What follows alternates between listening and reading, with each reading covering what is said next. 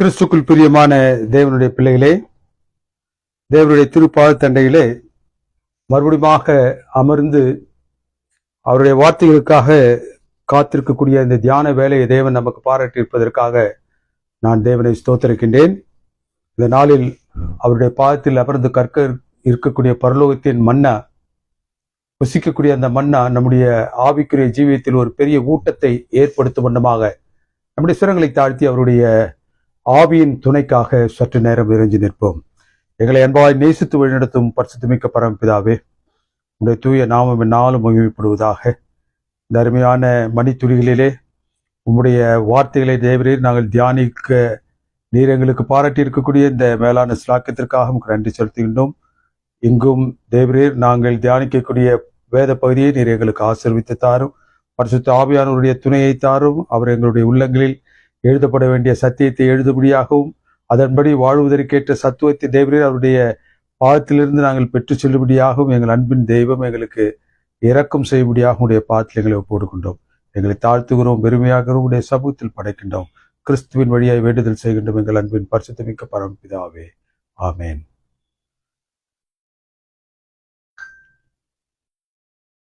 ஜெபம். Prayer is Christianity's primary mode of experience or expression. தேவனுடைய சமூகத்தில் நாம் அமர்ந்து நம்முடைய உணர்வுகளை வெளிக்கொண்டு வந்து அவருடைய பாதத்தில் நம்மை நாம் சமர்ப்பிப்பதற்கு பரலோகம் பாராட்டி இருக்கக்கூடிய ஒரு மேலான புனிதமான ஒரு தொடர்பு ஜெபம்.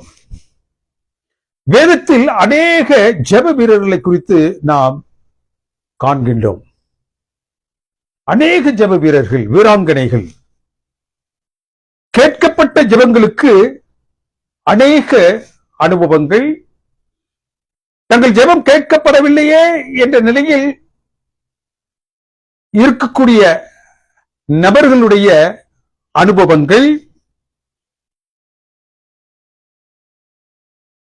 அந்த இரண்டிற்கும் மத்தியிலே தாங்கள் ஜெபித்த மாத்திரத்தில் பரலோகத்தின் பதிலை உடனடியாக பெற்ற ஜெபங்களையும் ஜெப வீரர்களையும் நாம் நம்முடைய வேதத்தில் அநேக இடங்களில் காண்கின்றோம். தேவனுக்கு பிரியமானவர்களே, மோசே கன்றுக்குட்டியை வார்த்து வணங்கிய இஸ்ரவேலர்களை தேவன் அழிக்க முற்பட்ட பொழுது அந்த அழிவின் வாசலிலே அவன் நின்று தேவனுடைய சமூகத்தில் மன்றாடுகின்றான். யாருக்காக? அவர்களுக்காக. It was an intercessory prayer offered at the interest of others. மற்றவர்களுக்காக, மற்றவர்கள் அழிக்கப்பட்டு போய்விடக் கூடாது என்பதற்காக தேவனுடைய சமூகத்தில் சென்று பாரத்தோடு ஜெபிக்கக்கூடிய ஜெபம், அதை மோசேயானவன் செய்தான். தேவனுக்கு பிரியமானவர்களே, எலியா கர்மேல் பர்வதத்தில் 400க்கும் மேற்பட்ட பாகால் தீர்க்கதரிசிகளுக்கு உருவதாக ஜெபித்த வலிமையான ஒரு ஜெபம். வானத்தின் அக்கினியை இறக்கி பலியை பட்சிக்க வேண்டும் என்று தேவனுடைய சமூகத்தில் ஏறெடுக்கப்பட்ட ஒரு ஜெபம். Challenging prayer. Moses offered the intercessory prayer. Elijah offered the challenging prayer. கர்த்தரே தெய்வம் என்று போட்டியில் பறைசாற்ற எலியா எடுத்துக்கொண்ட முயற்சிக்கு உடனடியான ஒரு பதிலை பரலோகம் அவனுக்கு கொடுத்தது. மூன்றாவதாக ஒரு நபர், தானியேல். அவர் ஜெபித்துக் கொண்டிருக்கும் பொழுதே பரலோகத்தின் தேவன் அவனுடைய ஜெபத்திற்கு உத்தரவை அவன் ஜெபித்துக் கொண்டிருக்கும் பொழுதே அவன் அந்த ஜெபத்திற்கான ஆமென் என்று சொல்லக்கூடிய முடிவை உரைப்பதற்கு முன்பதாக வேதத்தின் பகுதி என்ன சொல்லுகின்றது? தேவன் அவனுடைய ஜெபத்தை உடனடியாக கேட்டார். உடனடியாக கேட்டால் தேவனுக்கு பிரியமான தேவனுடைய பிள்ளைகளே, it was a selfless prayer. யாருக்காக? திருச்சபைக்காக. தேவனுடைய பிள்ளைகளுக்கு இனிமேல் நடைபெற போவது என்ன? அந்த 70 வார தீர்க்க தரிசனத்தை அவன் கண்ட மாத்திரத்தில் தானே அதனுடைய விளக்கத்தை பெறும்படியாக. It was a selfless prayer for the church. தேவனுக்கு பிரியமானவர்களே, சூளைக்கு உண்பதாக நின்ற எபிரேய வாலிபர்களும் கட்சிக்கிற சிங்கத்திற்கு உண்பதாக நின்ற அந்த தானியேலும், தேவனுக்கு பிரியமானவர்களே, அந்த அனுபவங்களை அவர்களுக்கு தேவனுடைய சமூகத்தில் அவர்கள் வேண்டும்பொழுது, இந்த அனுபவங்களை நீர் எங்களிடத்தில் அனுமதியாதியும் என்று அவர்கள் ஜெபிக்கவில்லை. அந்த அனுபவம் தங்களுக்கு தேவையில்லை என்று தேவனிடத்தில் அவர்கள் போராடவில்லை. அந்த அனுபவத்தில் அந்த கெடியில் இருக்கக்கூடிய சிங்கத்தினுடைய வாய்க்கும் சூளையில் இருக்கக்கூடிய அந்த பெரும் காட்டுத்தீ போல் 7 மடங்காக உயர்த்தப்பட்ட அந்த சூளைக்கும் தங்களை விலக்கி காக்கும்படியாக அவர்கள் ஜெபிக்கவில்லை. ஆனால் அவருடைய ஜெபம் என்னவாக இருந்தது? அந்த அனுபவங்களின் வாயிலாக கடந்து செல்வதற்கு தேவனே எங்களுக்கு வல்லமை தாரும். அந்த வல்லமையை எதிர்நோக்கி அவர்கள் காத்திருந்தார்கள். எதற்காக? விடுதலைக்காக அல்ல. விடுதலைக்காக அல்ல. அந்த அனுபவங்களை அவர்கள் ஜெயிப்பதற்காக. மோசையானவன் இன்டர்செசரி பிரேயர் செய்தான். மற்றவர்களுக்காக பரிந்து பேசக்கூடிய ஜெபத்தை செய்தான். எலியானவன் தேவனுடைய நாமத்திற்கு விரோதமாக நிற்கக்கூடிய 400 பாகால் தீர்க்கதரிசிகளுக்கு முன்னதாக தேவனுடைய நாமம் உயர்த்தப்பட வேண்டும் என்பதற்காக அவன் ஜெபித்தான். It was a challenging prayer. தேவனுடைய திருச்சபைக்கு, தேவனுடைய பிள்ளைகளுக்கு இனி வரப்போகிற நாட்களில் சம்பவிக்க போகுவதை எனக்கு காண்பியும் என்று தேவனுடைய சமூகத்தில் மன்றாடி நின்றான் தானியேல். தேவனுக்கு பிரியமானவர்களே, it was a selfless prayer. Selfless prayer. And therefore, how should we pray?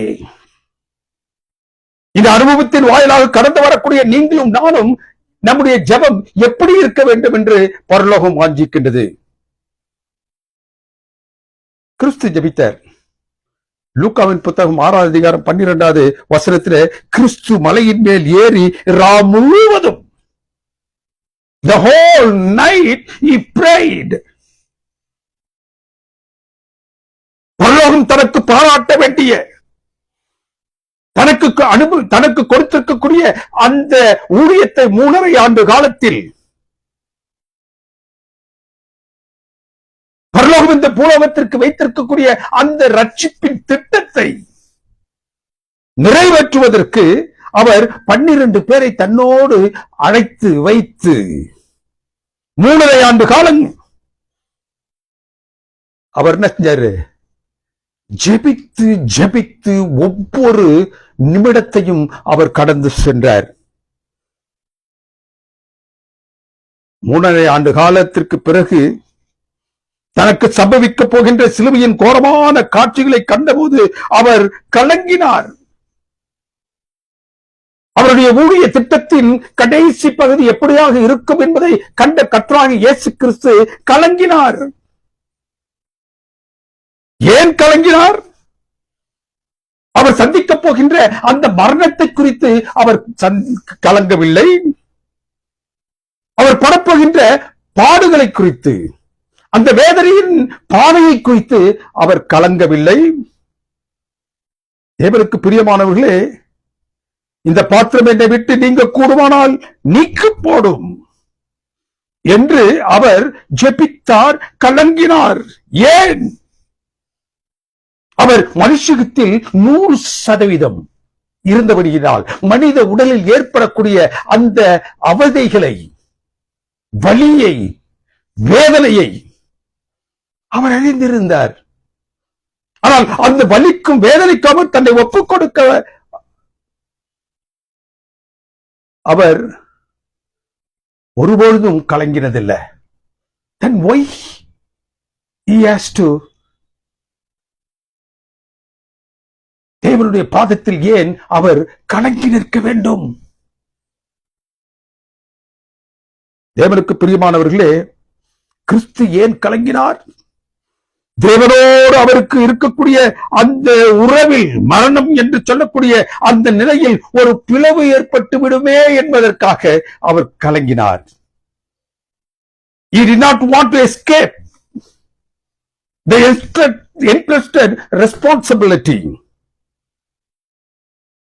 because of the said reasons. என்ன காரணங்கள்? அவர் அந்த சூழலில் இருந்து தப்பித்துக் கொள்ள வேண்டும் என்று அவர் ஜெபிக்கவில்லை. அந்த அதுபோன்ற சூழலை தேவனுடைய பிள்ளைகள் சந்திக்கும் பொழுது எப்படியாக கடந்து வர வேண்டும் என்பதை கற்பிப்பதற்காக அந்த அனுபவத்தை வேதத்தில் தேவன் பதித்து வைத்திருக்கின்றார். அவர் தன் ஜெபத்திற்கு உத்தரவை கெத்செமனே தோட்டத்தில் முழுவதும் செய்த அந்த ஜெபத்திற்கு அனுபவத்தில் அவர் சொல்லுகின்றார், இந்த பாத்திரம் என்னை விட்டு நீங்க கூடுமானால் நீக்கு போடும், ஆனாலும் கூட என் சித்தமல்ல, உம்முடைய சித்தமாக கடவது. அவருடைய ஜெபத்தினுடைய பாட்டம் லைன் என்ன தெரியுமா? Let thy will be done. அவரது ஜெபத்திற்கான உத்தரவை அவரே சொல்லுகின்றார். It is not my will, dear Lord, thy will be done. உம்முடைய சித்தம், தேவனுடைய திட்டம், தேவனுடைய சித்தம் நாம் இந்த பாடுகளின் வழியே கடந்து வர வேண்டும் என்றால் அதற்காக நான் என்ன வேதனையை சந்திக்க வேண்டுமோ, எந்த பாடுகளின் வழியாக நான் கடந்து வர வேண்டுமோ கடந்து வருகின்றேன். ஏனென்றால் உம்முடைய சித்தம் ஆக வேண்டும். Thy will should be done. கிறிஸ்து இரவு முழுவதும் செய்த ஜெபம் நமக்கு என்னத்தை கூறுகின்றது? நம் ஜெபங்கள் நாம் படக்கூடிய பாடுகளில் இருந்து பெற வேண்டிய விடுதலைக்காக இருக்கக்கூடாது. Our prayer should not be a deliverance oriented, but purpose oriented. நாம் செய்யக்கூடிய ஜெபங்கள் நாம் விடுவிக்கப்பட வேண்டும் என்பதை நோக்கி இருக்கக்கூடாது. தேவனுடைய திட்டம் எதுவோ அந்த திட்டத்திற்கு தங்களை ஒப்புக் கொடுத்தவர்களாக அது இருக்க வேண்டும். பாடுகளில் இருந்து விடுதலைக்காக அல்ல, தேவன் இந்த நோக்கத்திற்காக அந்த அனுபவங்களின் வழியாக நீங்களும் நானும் கடந்து வர வேண்டும் என்று ஆசைக்கின்றாரோ அந்த நோக்கத்தை நிறைவேற்ற வேண்டும் என்பதற்காக நம்முடைய ஜெபங்கள் தேவனுடைய சமூகத்தில் இருக்க வேண்டும். God knows when we are to be delivered. We should pray only to pass through the experience victoriously for his strength.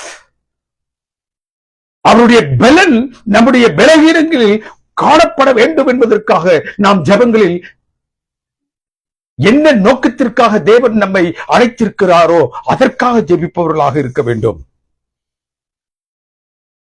பாடுகளின் வழியே கடந்து வருவதற்கான பலத்திற்கு, பாடுகளின் வழியே கடந்து வருவதற்கான வழி நடத்துதலுக்கு நாம் ஜெபிக்க வேண்டும். அந்த பாடுகளின் மூலம் தேவ சித்தம் நிறைவேற வேண்டும் என்று ஜெபிக்க வேண்டும். கர்த்தராகிய இயேசு கிறிஸ்து ஜெபிக்கும் பொழுது அவருக்கு முன்பதாக 2 காரியங்கள் இருந்துச்சு. There were 2 options. What were the options? அவருடைய ஜெபம் தேவனுடைய சித்தத்தை நிறைவேற்ற வேண்டும் என்பதற்காகவா, அல்லது அவருடைய ஜெபம் தான் படக்கூடிய அந்த பாடுகளிலிருந்து விடுதலை பெற வேண்டும் என்பதற்காகவா? இன்றைய நாட்களில் சாத்தான் அந்த 2 ஆப்ஷன்களை வைத்துத்தான் நம்மை சந்திக்கின்றான். எந்த நிலையில் கர்த்தராகிய இயேசு கிறிஸ்து ஜெபத்திலே நின்றாரோ அந்த நிலைத்தான் நமக்கு. நாம் ஜெபிக்கக்கூடிய ஜெபங்கள் நம்முடைய விடுதலைக்காகவா, நாம் படக்கூடிய பாடுகளிலிருந்து பெறக்கூடிய விடுதலைக்காகவா, தேவனுடைய திட்டத்தை நிறைவேற்றுவதற்கு நான் என்னை ஒப்புக் கொடுக்க வேண்டும் என்ற நிலையில் அது இருக்க வேண்டுமா? தேவனுக்கு பிரியமானவர்களே, அநேக நேரங்களில் நாம் படக்கூடிய பாடுகளில் இருந்து பெறக்கூடிய விடுதலைக்காகத்தான் நாம் ஜெபிக்கின்றோம். It has become human tendency. அந்த விடுதலையில் இருக்கக்கூடிய நன்மைகளை பெற்று வாழ வேண்டும் என்று நாம் ஆசிக்கின்றோம். ஏன் நாம் விடுதலைக்காக ஜெபிக்கின்றோம்? நாம் படக்கூடிய பாடுகள், நாம் கடந்து வரக்கூடிய நெருக்கடிகள், வியாதிகளிலிருந்து விடுதலை பெற்றவர்களாக, அதனுடைய நன்மையை அனுபவிப்பவர்களாக நாம் இருக்க விரும்புகின்றோம். அந்த விடுதலை நமக்கு கிடைத்தால்தான் நாம் கிறிஸ்துவுக்குள் இருக்கின்றோம், கிறிஸ்தவத்தில் இருக்கின்றோம், சத்தியத்தில் இருக்கின்றோம் என்ற ஒரு உணர்வு நம்மில் இருக்கின்றது. That is what the Christianity is teaching now. நீ செய்யக்கூடிய ஜெபங்களுக்கு விடுதலை, நீ படக்கூடிய பாடுகளில் இருந்து விடுதலை, நீ சந்தித்து வரக்கூடிய பிரச்சனைகள் இருந்து விடுதலை, நீ கடந்து வரக்கூடிய வியாதிகள் இருந்து விடுதலை. இந்த விடுதலையில் உன்னில் இருக்கும்போதுதான் நீ கிறிஸ்தவனாகவும் உன்னில் சத்தியம் இருக்கின்றது என்று மற்றவர்கள் பார்க்கக்கூடிய அளவிலும் இன்றைக்கு கிறிஸ்தவம் இருந்து கொண்டிருக்கின்றது. தேவனால் நம்முடைய ஜெபங்கள் கேட்கப்படவில்லையே என்று இருக்கக்கூடிய நிலையில் நாம் கடந்து வரும் பொழுது தேவனுடைய தொடர்பு நம்மை விட்டு அற்று போயிற்றோ என்று சொல்லக்கூடிய இடத்திற்கு நாம் தள்ளப்படுகின்றோம். தேவனுக்கு பிரியமான தேவனுடைய பிள்ளைகளே, விடுதலை நமக்கு கிடைக்கவில்லை என்றால், ஜெபம் கேட்கப்படவில்லை என்றால்,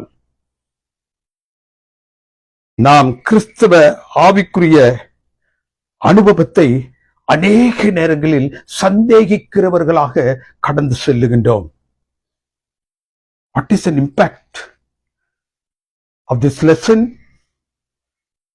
நம்முடைய ஜெபம் கேட்கப்படவில்லை என்பதில் பரலோகம் வைத்திருக்கக்கூடிய மகா உன்னதமான சத்தியம் ஒன்று உண்டு. உங்களுடைய ஜெபம் கேட்கப்படவில்லை என்று நீங்கள் நினைக்கின்றீர்களா? உங்களுடைய ஜெபம் அநேக நாட்களாக கேட்கப்படுவதற்கு தாமதித்துக் கொண்டிருக்கின்றது என்று நினைக்கின்றீர்களா? தேவனுக்கு பிரியமான தேவனுடைய பிள்ளைகளே, அதில் ஒரு பெரிய சத்தியத்தை தேவன் வைத்திருக்கின்றார். அதிலிருந்து கிடைக்கக்கூடிய அந்த அந்த பலன் அலாதியானது. It is a greater experience. கர்த்தராகிய இயேசு கிறிஸ்து அந்த கெத்செமனேயில் தன்னுடைய முழங்கால்களில் நின்று அவருடைய வேர்வைகள் இரத்த துளிகளாக வெளியில் வரும் நிலையில், தேவனுக்கு பிரியமானவர்களே, அவர் ஜெபத்தில் மூழ்கி இருந்தார். ஒருவேளை தேவனுடைய அழுகை குரலை கேட்டு தேவனுடைய சமூகத்தில் கர்த்தராகிய இயேசு கிறிஸ்து ஜெபித்துக் கொண்டிருக்கக்கூடிய அந்த வார்த்தைகளுக்கு அவர் இணங்கி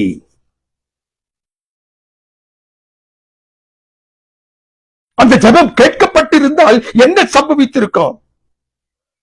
இவருக்கு பிரியமானவர்களே, கர்த்தராகிய இயேசு கிறிஸ்து எதற்காக இந்த பூவுலகிற்கு வந்தாரோ அந்த நோக்கம் நிறைவேறாமல் போயிருக்கும்.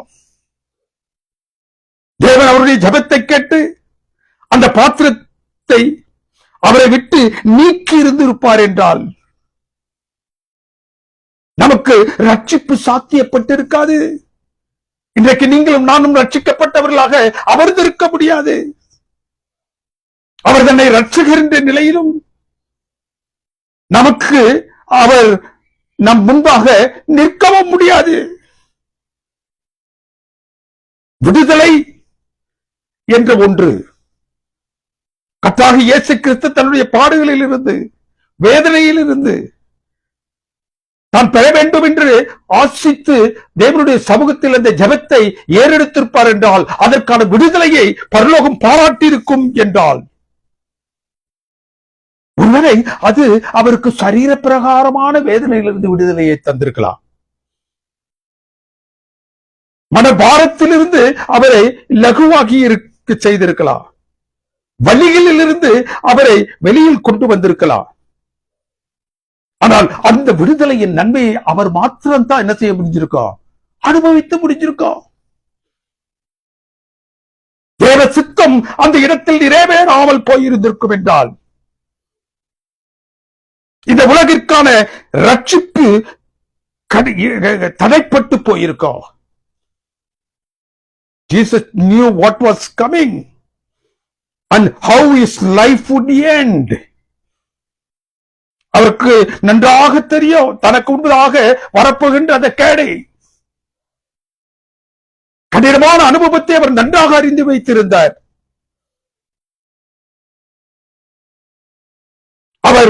அவருடைய நிலை எதில் போய் நிற்கும் என்பதையும் அவர் நன்றாக அறிந்து வைத்திருந்தார். He knew that his purpose on earth was to become the perfect lamb, to be sacrificed for the sins of the world. இந்த உலகத்தின் பாவத்தை சுமந்து அதற்காக தான் அடிக்கப்பட வேண்டிய ஒரு ஆட்டை போன்று தான் இங்கு அனுப்பப்பட்டிருக்கின்றேன் என்பதை கர்த்தராகிய இயேசு கிறிஸ்து நன்றாக அறிந்து வைத்திருந்தார். கிறிஸ்து தனக்கு என்ன சம்பவிக்கும் என்பதும், அவர் என்னை என்ன நோக்கத்திற்காக இந்த உலகத்திற்கு வந்தார் என்பதும், பழுதற்ற பலியாக அந்த ஈன குருசிலே தன்னை அவர் தாழ்த்த வேண்டும் என்பதும் அவருக்கு நன்றாக தெரியும். தேவனுடைய சித்தம் பாவிகளின் பாவத்திற்கு அடிக்கப்பட வேண்டியது தேவ சித்தமாக இருப்பதினால் he says, not my will, my dear Lord, thy will be done. என்னுடைய சித்தம் அல்ல, என்னுடைய பாடுகளிலிருந்து நான் வெளிவர வேண்டும் என்று விடுதலைக்காக நான் ஜெபிப்பவன் அல்ல. I want your will to be done. உம்முடைய சித்தம் நிறைவேற வேண்டும். உம்முடைய சித்தத்தில் தான் இந்த உலகத்திற்கான ரட்சிப்பு உண்டு.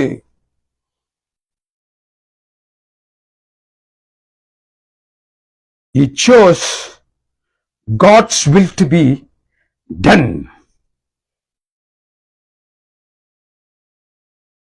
அதற்கு எந்தவித பாடுகளை பட வேண்டும் என்றாலும் சரி, நான் படுகிறேன்.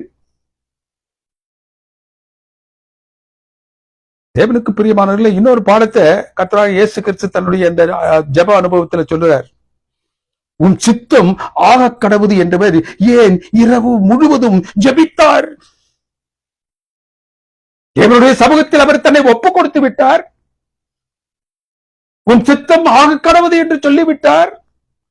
But still he prayed the whole night. Why? அந்த பாடுகளை கடந்து வருவதற்கான பலத்துக்காக அவர் ஜெபித்தார்.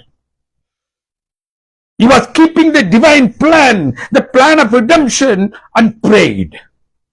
அவருடைய அந்த ஜெபத்தில் தேவனுடைய திட்டமும் விமோசன திட்டமும் இருந்துச்சு. அவைகளை தன்னுடைய இருதயத்தில் தாங்கியவராக அவர் ஜெபித்துக் கொண்டிருந்தார்.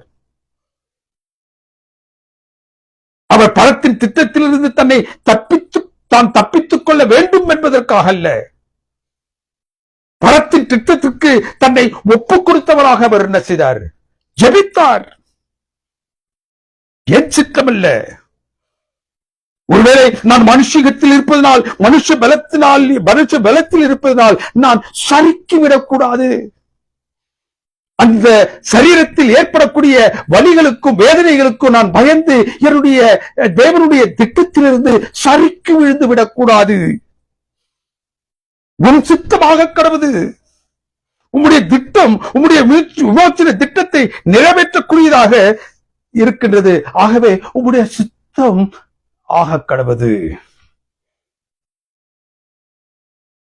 In your plan, the plan of redemption is dominant. So let that be done. உம்முடைய சித்தத்துல என்ன இருக்குது? விமோசன திட்டம் இருக்குது.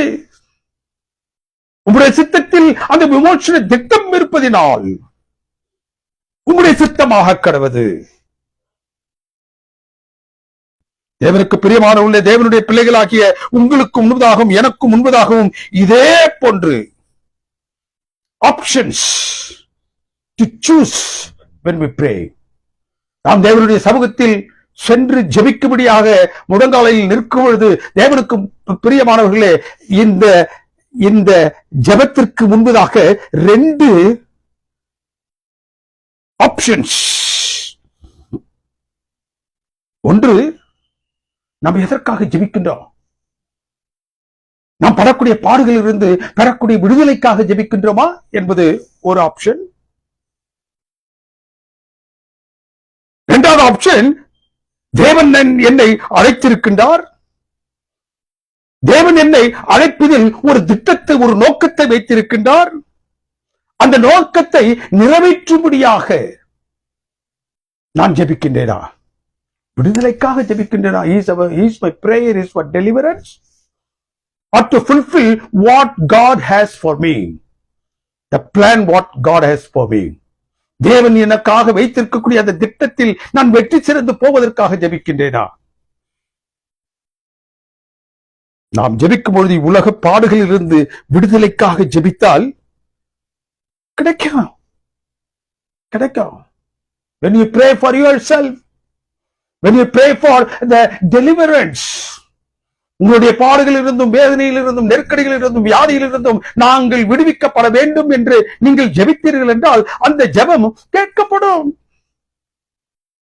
What is the result? தேவனுக்கு பிரியமானவர்களே, நீங்கள் விடுதலைக்காக ஜெபித்தால் அது நடக்கும்.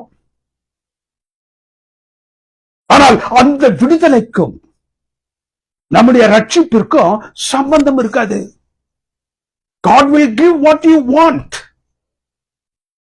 தேவனுடைய சமூகத்தில் நீங்கள் விடுவிக்கப்பட வேண்டும் என்பதற்காக ஜெபிக்கக்கூடிய ஜெபங்களை தேவன் கேட்பார், பரலோகம் கேட்கும்.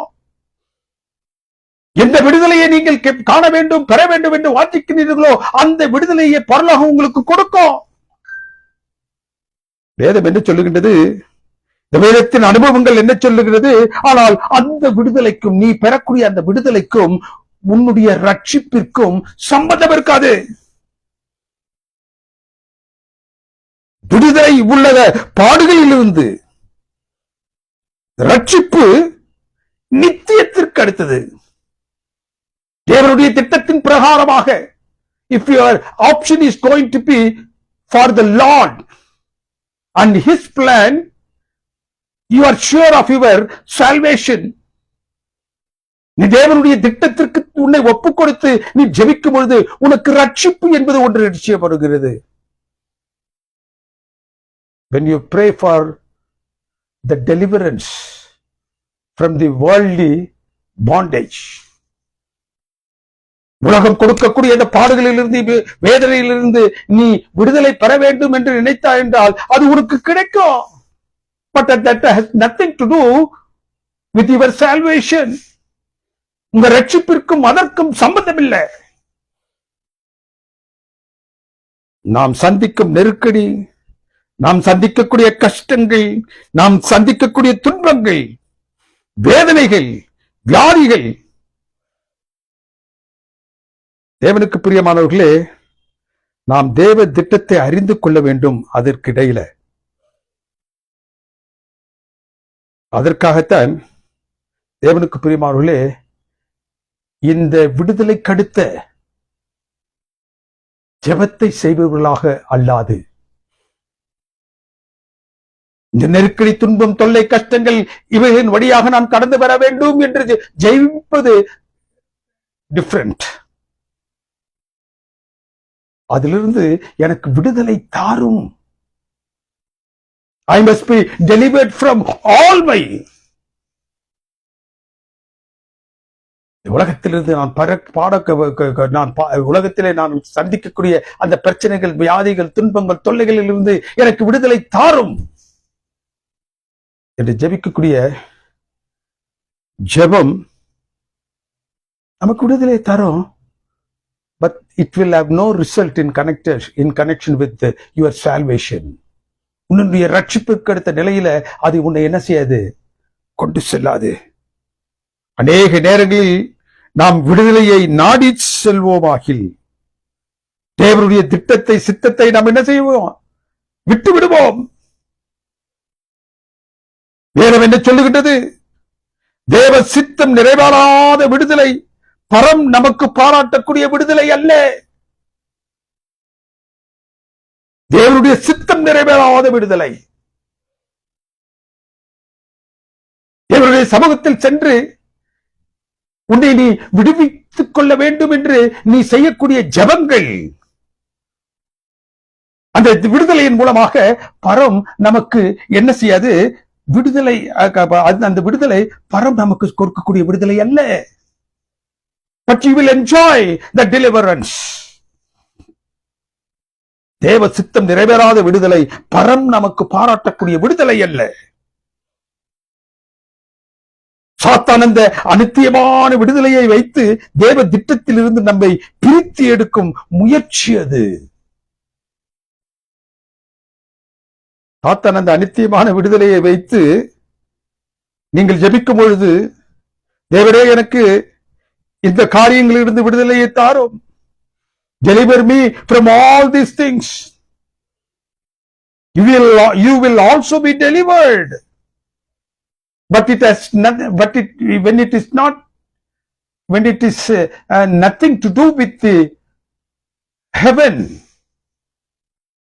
salvation, eternity, it has no value.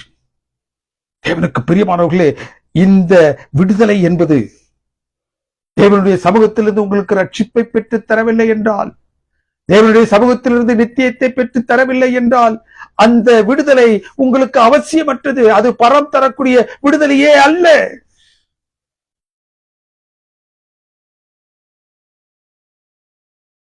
இந்த விடுதலை சாத்தான் நமக்கு விற்கக்கூடிய ஒரு வலை. தேவ சித்தம் நம்முடைய வாழ்வில் நிறைவேறாத ஒரு விடுதலை. சாத்தான் நமக்கு விரிக்கக்கூடிய ஒரு வலை, சதி வலை.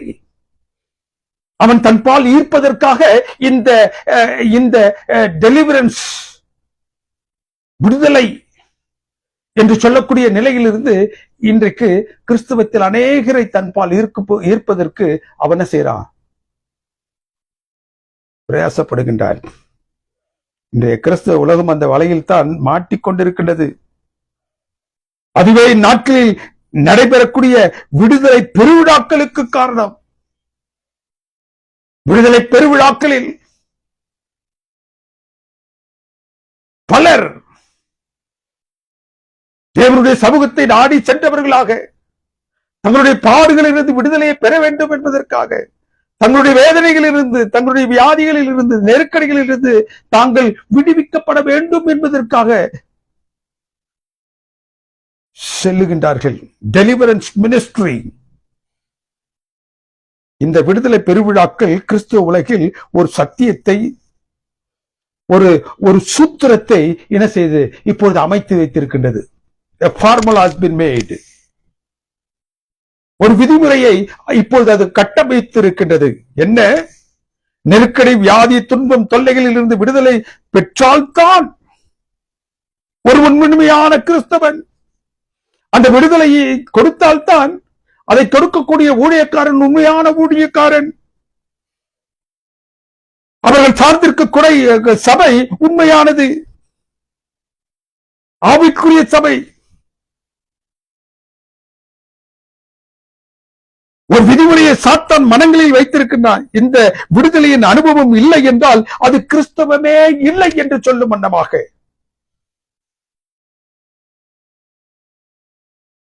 இந்த விடுதலையின் மோகம் உடையவர்களுக்கு தேவனுடைய திட்டம், தேவனுடைய சித்தம் என்னதென்று தெரிந்து கொள்வதற்கு வாய்ப்பு இருக்காது. They will only go unto the people for deliverance. அநேக நேரங்களில் தேவனுடைய சமூகத்தில் செல்லும் பொழுது கூட அது போன்ற விடுதலைக்காக நீங்களும் நானும் செல்லும் பொழுது தேவனுடைய திட்டத்திற்காக நம்மை ஒப்பு கொடுத்து அவருடைய திட்டம் நம்முடைய வாழ்க்கையில் நிறைவேற வேண்டும் என்று நாம் தேவனுடைய சமூகத்தில் நம்முடைய ஜெபத்தை ஏறெடுக்காத பொழுது தேவனுடைய திட்டம் தேவனுக்கு பிரியமானவர்களே, அந்த திட்டத்தின் மீதான நாட்டம் இல்லாமல் நாம் போய்விடுவோம். உண்மையான சத்தியத்தின் மீதான நாட்டம் இல்லாதவர்களாக நாம் சென்று போய்விடுவோம். கிறிஸ்து தன் பாடுகளில் வேதனையில் இருந்து பெரும் விடுதலையை காட்டிலும் தேவனுடைய சித்தம் ரட்சிப்பின் திட்டம் நிறைவேற வேண்டும் என்று ஆசித்து நீங்களும் நானும் செல்லும் பொழுதுதான் Thy will be done என்று கர்த்தராகிய இயேசு கிறிஸ்து எப்படி ஜெபித்தாரோ அந்த ஜெபத்திற்கு உதாரணமாக நாம் அமையோம்.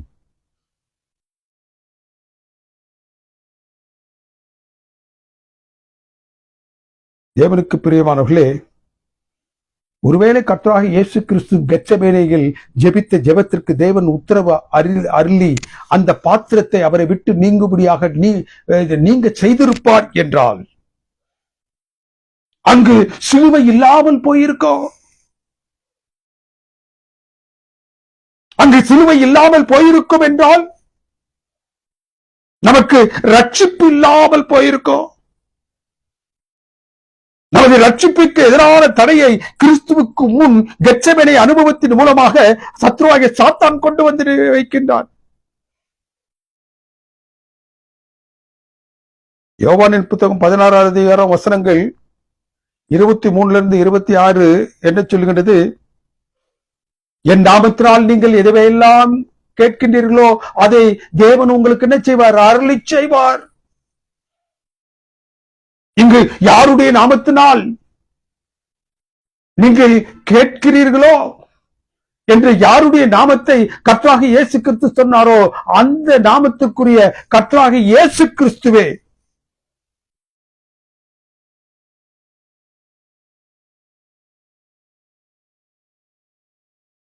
அவருக்கு இரு மருங்க 2 கல்லர்கள்.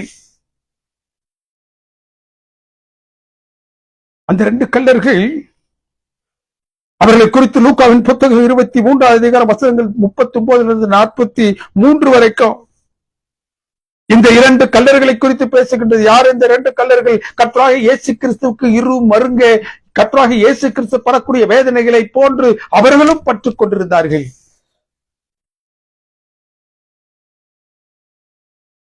வலியிலும் வேதனையிலும் மரணத்தை எதிர்நோக்கிக் கொண்டிருக்கக்கூடியவர்கள் யாராவது வந்து தங்களை மீட்டுவிட மாட்டார்களா என்று ஏங்கி தவித்துக் கொண்டிருந்தவர்கள். 39வது வசனம் என்ன சொல்லுகிறது? ஒருவன் அவரை பார்த்து பேச ஆரம்பிக்கின்றான், ஜெபிக்க ஆரம்பிக்கின்றான். யாருடைய நாமத்தினால் நீங்கள் ஜெபிக்கின்றீர்களோ என்று தன்னுடைய நாமத்தை குறித்து அவர் ஜெபத்தின் போது சொல்லி இருந்தார்.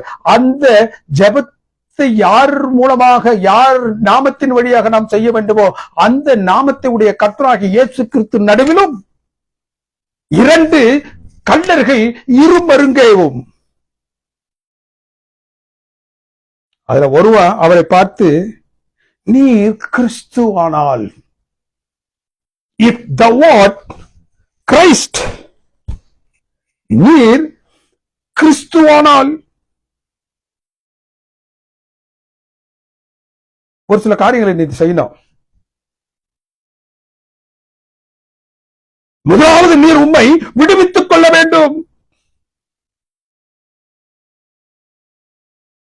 நீர் உம்மை கிறிஸ்து என்றும் இரட்சகர் என்றும் சொல்வீர் என்றால் முதலாவது நீர் என்ன செய்யணும்? உம்மை விடுவித்துக் கொள்ள வேண்டும். எப்படி என்றால், நீ அங்கு பட்டுக் கொண்டிருக்கக்கூடிய அந்த சிலுவையின் பாடுகளில் இருந்து, அந்த சிலுவையிலிருந்து கீழே இறங்கணும். நீர் இரட்சகர் என்றால் எங்களையும் ரட்சித்துக் கொள்ளும் என்று ஒருவன் அவரை பார்த்து இகழ்ந்தான். நீ இரட்சகர் என்றால் சிலுவையிலிருந்து இறங்கி வாரும்.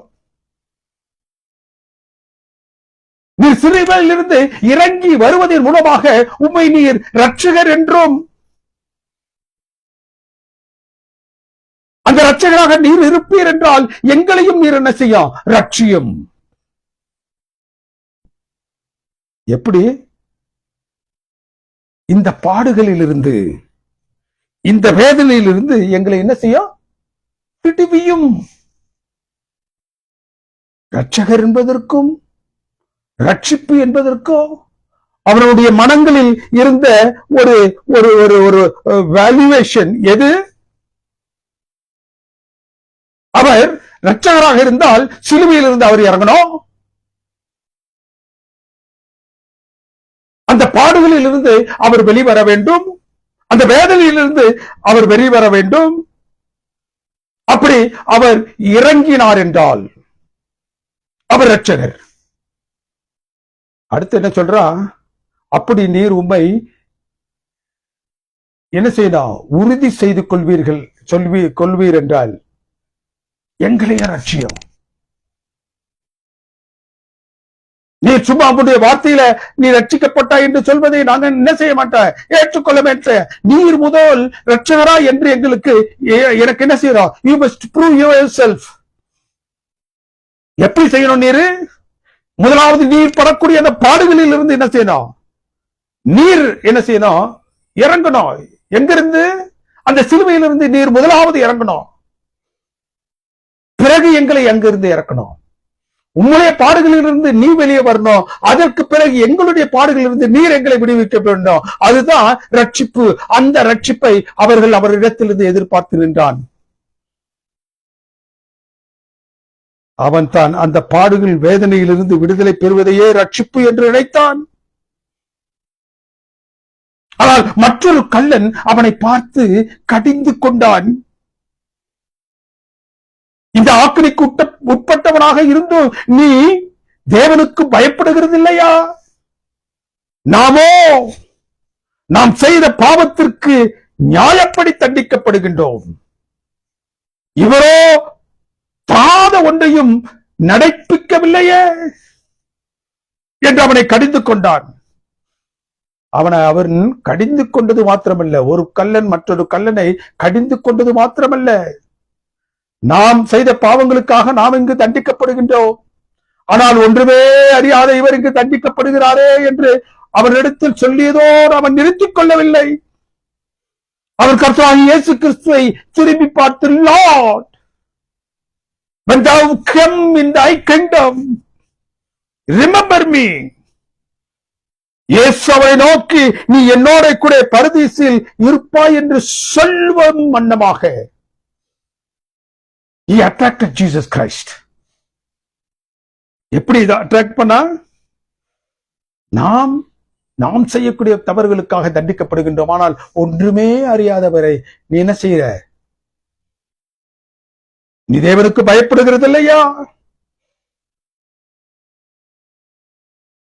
அவரை சுற்றி இருக்கக்கூடிய ஒருவரும் அவரை இரட்சகராக ஏற்றுக்கொள்ளக்கூடாத ஒரு நிலையில் அவரை குறித்து கேலி பேசிக் கொண்டிருக்கக்கூடிய இந்த நேரத்தில் he called him Lord, ஆண்டவரே.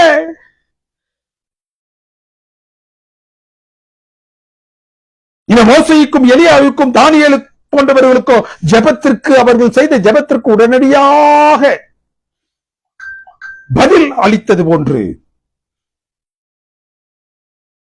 இந்த கல்லனுக்கும் பரலோகம் பதில் அளித்தது.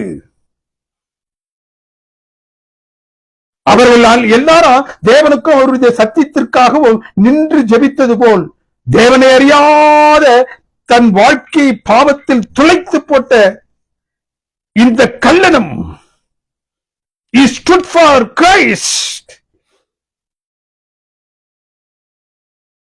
சிலுவையில் தொங்கும் கிறிஸ்துவை கண்டு எல்லா ஜனங்களும் அவரை என்ன செய்கின்றார்கள்?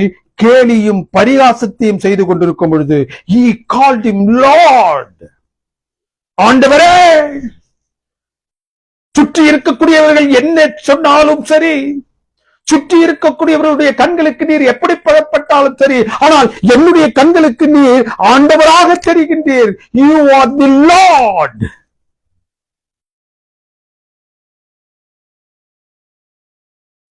வசனம் அதே அதிகாரத்துல என்ன சொல்லுகின்றது? லூக்கான் புத்தகம் 24 அதிகாரத்துல அவர்களோடு கூட அதிகாரிகளும் கூட சேர்ந்து இகழ்ந்து கொண்டிருந்தார்கள். இவன் மற்றவனை ரட்சித்தானே, இவன் தேவனால் தெரிந்து கொள்ளப்பட்ட கிறிஸ்துவானால் ரட்சகரானால் தன்னை தான் ரட்சித்துக் கொள்ளட்டும்.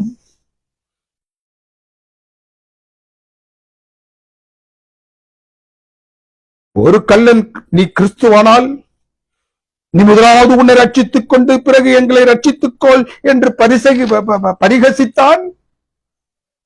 ரட்சகர் என்றால் தன்னை ரட்சித்துக் கொள்பவர் அல்ல ரட்சகர். ரட்சகர் என்றால் பிறரை ரட்சிப்பவர். அது அவனுக்கு தெரியல. கர்த்தராகிய இயேசு கிறிஸ்து ஏன் இவனுக்கு உடனடியாக பதிலளித்தார்? Lord, when thou come in thy kingdom என்று சொன்ன மாத்திரத்தான், today I tell you, you will be with me in paradise. இன்று நான் உனக்கு சொல்லுகின்றேன், நீ என்னோடு பரதேசியில் இருப்பாய். எப்படி தேவன் அவனுக்கு அந்த உடனடி பதிலை அளித்தார்?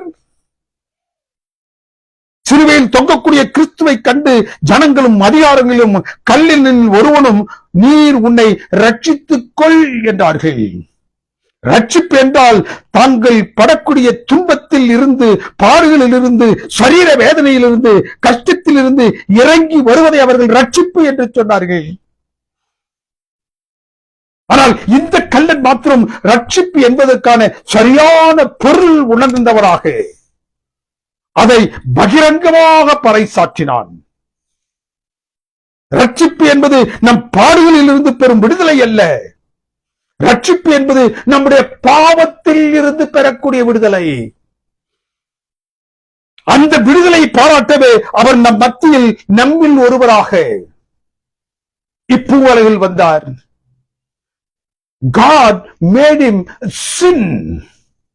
நம்முடைய பாவங்களுக்காக தேவன் அவரை பாவமாக்கினார்.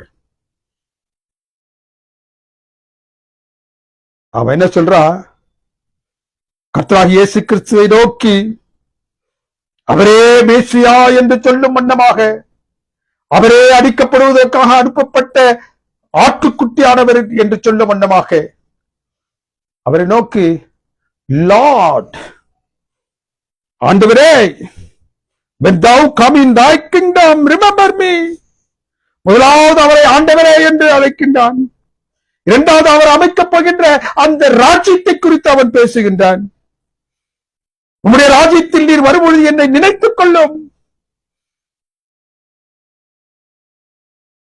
அவன் ரட்சிப்பு என்று சொல்லக்கூடிய வார்த்தைக்கான உண்மை பொருளை மாத்திரம் அறிந்தவனாக இல்லை.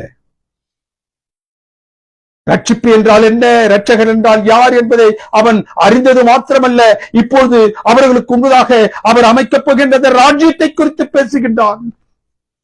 அவரை சுற்றிலும் இருந்தவர்கள், அவரோடு அந்த ஊழியத்தில் பங்கு கொண்ட சீடர்களும் கூட அவர் என்ன செய்வார்? ஒரு ராஜ்யத்தை இந்த உலகத்தில் ஸ்தாபிப்பார் என்று காத்துக் கொண்டிருந்தார்கள். தேவனுக்கு பிரியமானவர்களே, அந்த ராஜ்யம் இங்கு அல்ல. அவரது ராஜ்யம் ஆனால் அமைக்கப்படும். எப்போது? அவர் மனுக்குலத்திற்காக பாடுகளை சிலுவையில் பட்டு தன்னுடைய ஜீவனை பாவத்துக்கு கிரயமாக கொடுத்து பரம் பரம் சென்று தேவனுடைய வலது பட்சத்தில் அமர்ந்து நமக்காக செய்ய வேண்டிய அந்த பரிந்து பேசுதலின் ஊழியத்தை, மத்தியஸ்த ஊழியத்தை அவர் செய்து பாவங்களை மன்னிக்க பெற செய்து நம்மை தகுதிப்படுத்தி மறுபடியும் அவர் பூமிக்கு வரும் பொழுது நம்மை பரம் சேர்க்கும்படியாக வரும் பொழுது நாம் பெறக்கூடியதுதான் ரட்சிப்பு, விடுதலை.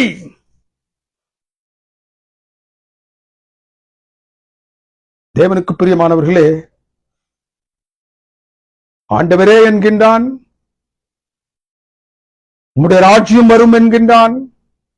உம்முடைய ராஜ்யம் இந்த உலகத்தில் அல்ல, நீ போய் பரலோகத்தில் செய்த வேண்டிய காரியங்களை எல்லாம் செய்து முடித்து எங்களை தகுதிப்படுத்தி மறுபடியுமாக வந்து எங்களை இந்த பூ உலகிலிருந்து உம்மோடு அழைத்து சென்று ஸ்தாபிக்கக்கூடிய அந்த ராஜ்யத்தை குறித்து அவன் அறிந்தவனாக இருந்தான்.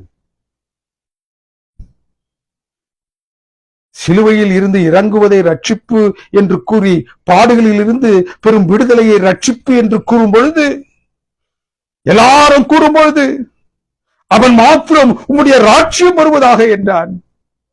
உம்முடைய ராஜ்யத்தில் கிடைக்கப் பெறுவது தான் எனக்கு உண்மையான ரட்சிப்பு என்று அவன் நிதானத்தோடு பேசினான். அந்த நாள் வரைக்கும் சொல்றா மறுபடியும், till that moment, அந்த நாள் வரைக்கும் இந்த பாடுகளை சகிப்பதற்கு, இந்த பாடுகளின் வழியாக கடந்து செல்வதற்கு இதை பலப்படுத்தும். இதைத்தான் கர்த்தராகிய இயேசு கிறிஸ்துவும் செய்தார். கர்த்தராகிய இயேசு கிறிஸ்துவினுடைய வாயிலிருந்து புறப்பட்ட வார்த்தைகளே, தேவனுக்கு பிரியமானவர்களே, இந்த கல்லனுடைய வாயிலிருந்து புறப்பட்டது. இந்த கிறிஸ்தவத்தில் தாங்கள் பெற வேண்டிய ரட்சிப்பு என்ற இடத்துல விடுதலை என்ற ஒன்றை வைத்து மனுக்குலத்தை வஞ்சித்து போட்டுக் கொண்டிருக்கின்றான் சத்ருவாகிய சாத்தான். இவ்வுலக பாடுகளிலிருந்து பெறக்கூடிய விடுதலையாகவே இன்றைய கிறிஸ்தவம் ஜெபிக்கின்றது. இந்த கிறிஸ்தவத்தினுடைய அனுபவத்தை நீங்களும் நானும் நன்றாக உற்று நோக்கிறோம் என்றால், விடுதலைக்காக they wanted to be delivered. They like the deliverance ministry.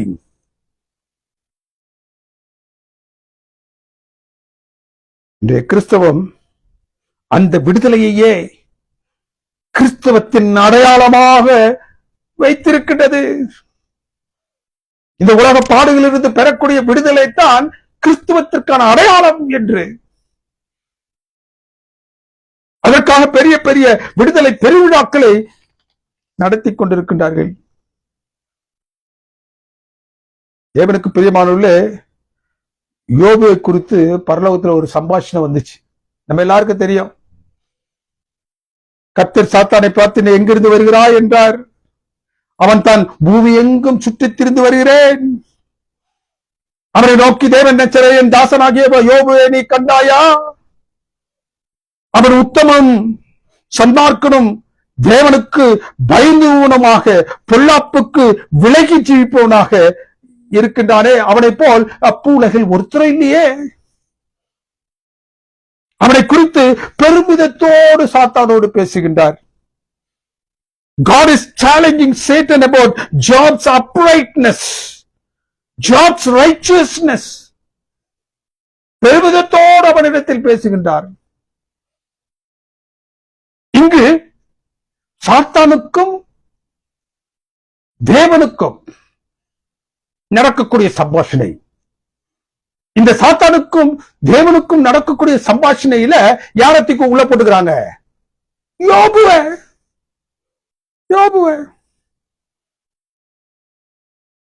அந்த சேலஞ்சில தேவன் யோபு கடந்து செல்ல வேண்டும் என்ற ஒரு ஒரு அனுபவத்தை அவனுக்கு என்ன செய்யறாரு? கொடுக்கிறார். ஏன் கொடுக்கிறாரு? அவன் மீது அவருக்கு இருந்த நம்பிக்கை. அவர்கள் இருவருக்கும் நடைபெறக்கூடிய இந்த போட்டியை யோபு அறியாமல் என்ன செய்யறான்? தேவனுக்கு பிரியமாக அவன் நடந்து கொண்டிருக்கின்றான். அப்பொழுதும் அந்த பாடுள்ள தனக்கு வந்தவுடனே யோபு தன் பாடுகளில் இருந்து விடுதலையை அவன் என்ன செய்யல, கேட்கல.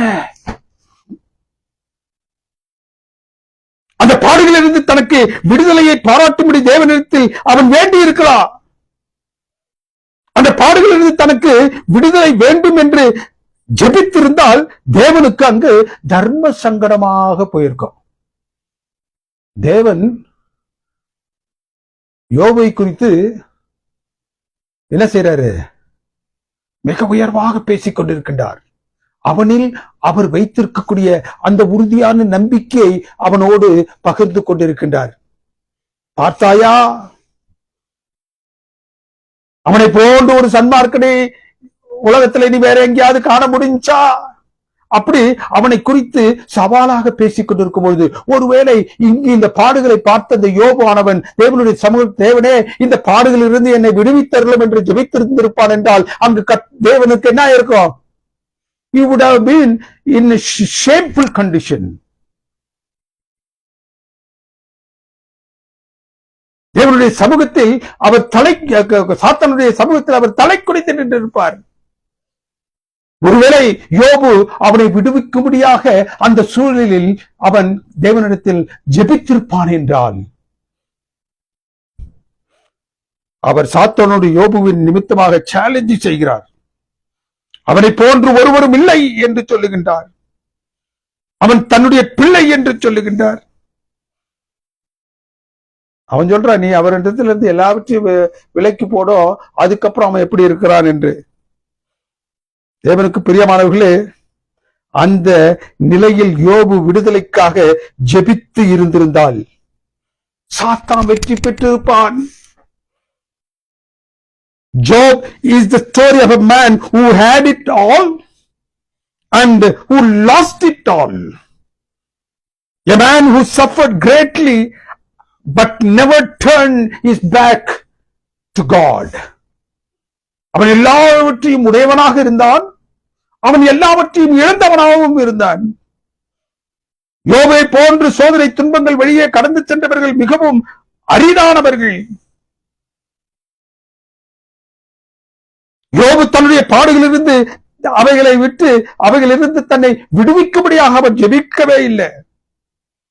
தேவ சித்தம் நிறைவேற அவன் தன்னை ஒப்புக் கொடுத்தான். அவன் தன்னுடைய விடுதலைக்காக ஜெபித்திருந்தால் தேவன் சாத்தான் முன்பாக வெட்கப்பட்டு நின்றிருப்பார். தேவன் நம்மை குறித்தும் நம் விசுவாசத்தை குறித்தும் சாத்தானோடு ஒரு சேலஞ்ச் பண்ணி கொண்டிருக்கும் பொழுது, தேவனுக்கு பிரியமான தேவனுடைய பிள்ளைகளை நீங்களும் நானும் விடுதலைக்காக அவரிடத்தில் ஜெபித்துக் கொண்டிருந்தோம் என்றால், உங்களை குறித்தும் என்னை குறித்தும் யோபுவை போன்று அவர் தன்னுடைய மனதில் நினைத்து சாத்தானோடு அவர் சேலஞ்ச் பண்ணி கொண்டிருக்கும் பொழுது, நீங்களும் நானும் அவருடைய பாதத்துல அவர் கடந்து செல்ல வேண்டிய அந்த பாடுகளின் வழியாக நீ கடந்து செல்வா என்று சாத்தானிடத்தில் அவர் பேசிக் கொண்டிருக்கும் போது, அந்த இடத்தில் என்னை கடந்து செல்ல செய்யாதையும் விடுவித்தரலும் என்று விடுதலைக்காக நீங்களும் நானும் ஜெபிப்போம் என்றால், அது தேவனுக்கு அவமானத்தை ஏற்படுத்தியிருக்கோம். நாம் நம்முடைய விடுதலைக்காக ஜெபித்தால் தேவனை அந்த போட்டியிலிருந்து வாபஸ் வாங்கும்படியாக செய்கின்றோம் என்ற அர்த்தம். தேவனே, என் நிமித்தமாக எந்த போட்டியையும் நீர் சாத்தானோடு வைத்துக் கொள்ளாதையும் என்னால் அந்த நிலையில் கடந்து செல்ல முடியாது என்று தேவனுடைய சமூகத்தில் நாம் பேசுவது போன்று அமைந்து போயிருக்கோம். அது போன்ற சங்கோச்சத்தை தான் தேவன் நம் நிமித்தமாக அடைவார். இன்றைக்கு நாம் செய்யக்கூடிய ஜெபங்களில் விடுதலைக்காக ஜெபிக்கக்கூடியவர்களாக நீங்களும் நானும் இருப்போம் என்றால் அந்த விடுதலை கிடைக்கும். ஆனால் நாம் பெறக்கூடிய அந்த விடுதலைக்கும் நாம் பெற வேண்டும் என்று தேவன் ஆசிக்கக்கூடிய அந்த ரட்சிப்புக்கும் எந்த சம்பந்தமும் இருக்காது. நம் நிமித்தமாக தேவன் யோபுவை மனதில் வைத்து சாத்தானோடு பேசியது போன்று நம் நிமித்தமாக அவர் பேசிக் கொண்டிருக்கும் பொழுது, என்னுடைய பெயரையும் உங்களுடைய பெயரையும் அவர் சாத்தானிடத்தில் சொல்லி, பார்த்தாயா இவர்களை, அவருடைய பக்தியை பார்த்தாயா, அவருடைய மேன்மையை பார்த்தாயா, நீதியை பார்த்தாயா, இவர்களை போன்று ஒருவர் உலகத்தில் உண்டோ என்று உங்களையும் என்னையும் குறித்து பரலோகத்தின் தேவன் சாத்தானிடத்தில் சவால் விட்டுக் கொண்டிருக்கும் பொழுது, எந்த பாடுகளின் வழியாக நீ கடந்து செல்வாய் என்று தேவன் அந்த பாடுகளை உனக்கு கொடுத்து அந்த பாடுகளின் வழியாக நீ சென்று நீ ப்ரூவ் பண்ண வேண்டும் என்று தேவன் அவனோடு சவால் விட்டுக் கொண்டிருக்கும் போது நீ இடையில போய் தேவனே எனக்கு என்னை விடுவியும், deliver me Lord from this experience இன்னும் தேவனுடைய சமூகத்துல இருக்கக்கூடிய இந்த ரெண்டு ஆப்ஷன் இருக்கு இல்லையா? முதல் ஆப்ஷன் என்ன? Deliverance, prayer for deliverance. இரண்டாவது praying for the will of God to be done. தேவனுடைய சித்தம் நிறைவேற வேண்டும் என்பதற்காக செய்யக்கூடிய ஜெபம். தேவனே என்னை விடுவித்தருளும் என்று செய்யக்கூடிய ஜெபம். தேவனே என்னை விடுவித்தருளும் என்று செய்யக்கூடிய ஜெபம் உலகத்திற்கு அடுத்த நிலையில நாம் அந்த பாடுகளின் வழியே கடந்து செல்வதற்கு தகுதியற்றவர்களாக, தேவனுடைய நாமத்திற்கு தூஷணத்தை சொல்பவர்களாக, ஒருவேளை அவருடைய பாதத்தில் இந்த பாடுகளில் இருந்து எனக்கு விடுதலை தாரும் என்று ஜெபிப்போம் என்றால் கடவுள் தேவன் சாத்தானுக்கு முன்பதாக தலை குனிந்து நிற்பார். தேவனுக்கு பிரியமான தேவனுடைய பிள்ளைகளை, இந்த நாட்களில் நீங்களும் நானும் எந்த விதமான ஜெபத்தை செய்து கொண்டிருக்கின்றோம்? Are we praying? Is our prayer for only deliverance from the worldly things, or is our prayer for the will of the Lord to be done in our life? நம்முடைய ஜெபங்கள் தேவனுடைய சித்தத்தை நிறைவேற்றுவதற்காக செய்யக்கூடிய ஜெபங்களாக இருக்கின்றதா? எந்த விதமான கிறிஸ்தவத்தை நாம் நாடிக்கொண்டிருக்கிறோம்? இன்றைக்கு கிறிஸ்தவத்தில் 90% மக்கள் டெலிவரன்ஸ், விடுதலைக்காக, இந்த உலக போராட்டங்களிலிருந்து விடுதலை, வேதனையிலிருந்து விடுதலை, பாடுகளிலிருந்து விடுதலை, நெருக்கடிகளிலிருந்து விடுதலை, இவைகளை பெற்ற மாத்திரத்தில் அவர்கள் கிறிஸ்தவத்தில் பூர்ணப்பட்டு விட்டோம் என்று நினைக்கின்றார்கள். No, that has nothing to do with the salvation that God has for you. அந்த ரட்சிப்பு எப்போது உங்களுக்கு கிட்டும்? தேவனுடைய சித்தத்திற்கு நீங்கள் உங்களை தாழ்த்தி தேவனுடைய சித்தத்தின்படி ஜெபிக்கக்கூடியவர்களாக நீங்கள் இருக்கும்பொழுது தேவன் அதையும் தருவாரு, தேவன் இதையும் தருவார். விடுதலைக்காக மாத்திரம் ஜெபிப்பவர்களாக இருந்தோம் என்றால் அந்த விடுதலையை நாம் உலகத்திற்கத்த காரியத்தில் பெற முடியும். But we will lose our salvation. தேவனுடைய சித்தத்திற்கு ஒப்பு கொடுத்து உங்களை நீங்கள் தாழ்த்தி அவருடைய தூய பாதத்தில் ஜெபிக்க செல்வீர்கள் என்றால் தேவன் அந்த ரட்சிப்பை கொடுப்பவர்களாக மாத்திரமல்ல, இந்த உலக பாடுகளிலிருந்து விடுவிப்பவராகவும் வருவார். நீங்க இதுக்கு மாத்திரம் ஜெபிப்பீர்கள் என்றால் அந்த ரட்சிப்பு உங்களுக்கு இடத்தில் வராமல் போவது மாத்திரமல்ல, நீங்க என்ன செய்ய மாட்டீர்கள்? எந்த நோக்கத்திற்காக இந்த உலகத்தில் அழைக்கப்பட்டீர்கள் அந்த நோக்கத்தை நிறைவேற்றும் நபர்களாக இருக்க முடியாது. தேவனுக்கு பிரியமான தேவனுடைய பிள்ளைகள், இந்த நாளில் எந்த ஒரு வாழ்க்கையை நாம் செய்து கொண்டிருக்கின்றோம்? In which way you are praying unto God? Is your prayer for deliverance? Or is your prayer for the will of God to be done in your life?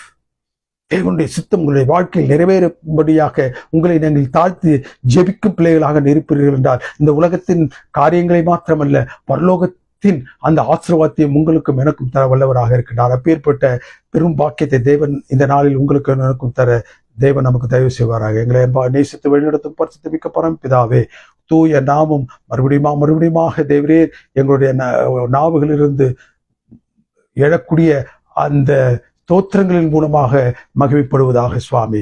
இந்த வேளையிலும் தேவரீர் இந்த சத்தியத்தை ஆங்காங்கு பல்வேறு இடங்களிலிருந்து கேட்டுக்கொண்டிருக்கக்கூடிய பிள்ளைகளுடைய உள்ளங்களில் பேசியர்களோ, ஜெபம் என்றால் என்ன, ஒரு மனிதன் எப்படி ஜெபிக்க வேண்டும் என்ற ஒரு இறையியல் தாக்கத்தை இந்த நேரத்தில் நீர் எங்களுக்கு கொடுத்தமைக்காக உங்களுக்கு நன்றி செலுத்துகிறோம் சுவாமி. விசேஷமாக நாங்கள் இந்த உலகத்தின் பாடுகளிலிருந்து விடுவிக்கப்பட வேண்டும் என்பதற்காக அல்ல, உம்முடைய சித்தத்தை நிறைவேற்றும் பிள்ளைகளாக உம்முடைய சித்தம் இன்னதென்று அறிந்து அதன் வாயிலாக நாங்கள் கடந்து செல்லக்கூடியவர்களாக எங்களுடைய ஜெபத்தில் நாங்கள் உண்மை அண்ட நீர் எங்களுக்கு இரக்கம் செய்தீர்கள் சுவாமி. நீர் சீக்கிரமாக வரப்போகின்ற உம்முடைய திருக்குமாரன் சீக்கிரமாக வெளிப்பட போகின்றார். அந்த வருகையை நான் சம்பவிப்பதற்குள்ளதாக ஏதோ இவருக்காக காத்திருந்த இவருடைய ரட்சிப்பை கடி கூறும் என்று சொல்லக்கூடிய கூட்டத்தாரருடைய நாங்களும் எங்களுடைய ஜெப ஜீவியத்தின் மூலமாக மீட்டுக் கொள்ளப்பட்டவர்களும் தேவரீர் உம்முடைய வருகை நான்பது இதோ இவருக்காக காத்திருந்த ஒரு ரட்சிப்பிலே கழிக்கிறோம் என்று சொல்லக்கூடிய கூட்டத்தில் நாங்கள் காணப்பட எங்கள் அன்பின் தெய்வம் எங்களுக்கு தயவு செய்யுமாறு கிறிஸ்துவின் நாமத்தினால் ஜெபிக்கின்றோம் எங்கள் அன்பின் பரிசுத்தமிக்க பரமபிதாவே. ஆமேன், ஆமேன், ஆமேன். நம்முடைய கர்த்தராகிய இயேசு கிறிஸ்துவின் கிருபையும் பிதாவினுடைய அன்பும் பரிசுத்த ஆவியானுடைய அந்யோன்யம் சிநேகமும் நம்ம அனைவரோடும் விசேஷமாக இந்த நாளில் இந்த சத்தியத்தை ஆங்காங்கு பல்வேறு இடங்களிலிருந்து கேட்டுக்கொண்டிருக்கக்கூடிய தேவரீர் தமது பிள்ளைகள் ஒவ்வொருவரோடும் இன்றும் சதா காலங்களிலும் இருப்பதாக. ஆமேன், ஆமேன்.